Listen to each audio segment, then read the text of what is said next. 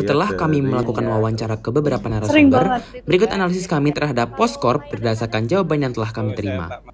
Oke, berikut analisis penerapan Postcorp di Transjatim. Yang pertama, dalam segi planning atau perencanaan yang diterapkan salah satunya adalah perencanaan rute bus yang jelas dan menggunakan aplikasi Transjatim Ajaib untuk akses layanan yang memudahkan masyarakat dalam menggunakan layanan bus Transjatim sendiri. Cakupan layanan sudah disesuaikan dengan kebutuhan masyarakat termasuk pelajar dan masyarakat umum.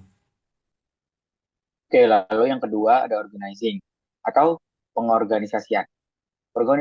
Pengorganisasian Transjatim dilaksanakan dengan melibatkan kerjasama antar pemerintah Provinsi Jawa Timur dengan 5 pemerintah kabupaten atau kota, yaitu Surabaya, Gresik, Mojokerto, Lamongan, dan Bangkalan.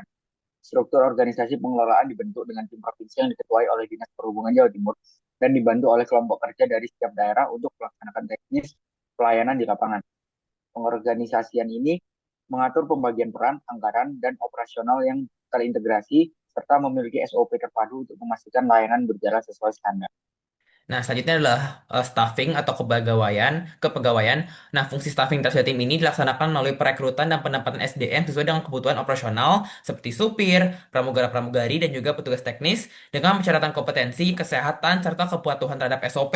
Nah, Transjatim juga memberikan pelatihan berkala terkait keselamatan pelayanan publik dan etika kerja. Nah, penempatan petugas disesuaikan dengan rute dan jam operasional agar pelayanan berjalan secara efektif dan juga optimal. Selanjutnya itu pengarahan atau directing dalam manajemen operasional Transjatim. SOP yang ketat diterapkan untuk seluruh petugas, mulai dari pramugara dan pramugari, sopir bus, dan juga kelayakan jam dari armada bus itu sendiri. Contohnya adalah sebelum armada bus berjalan, pasti ada pengecekan kondisi mesin, ban rem, dan lampu, apakah sudah layak atau belum. Selain itu, juga sebelum berangkat, supir akan memastikan navigasi dan rute sesuai dengan jadwal keberangkatan. Dan yang selanjutnya adalah coordinating atau koordinasi. Koordinasi yang diterapkan Transjatim adalah koordinasi teknis rutin yang dilakukan antar instansi melalui pertemuan bulanan dan forum musyawarah, termasuk koordinasi teknis lapangan antar Disub Kota Surabaya dan Disub Provinsi Jatim. Selain itu, Transjatim juga melakukan integrasi layanan dengan moda transportasi lain seperti Surabaya Regional Railway Line dan angkatan kota seperti Wirawiri. Juga disusun lewat koordinasi lintas sektor guna menciptakan sistem transportasi terintegrasi yang memudahkan masyarakat berpindah moda transportasi.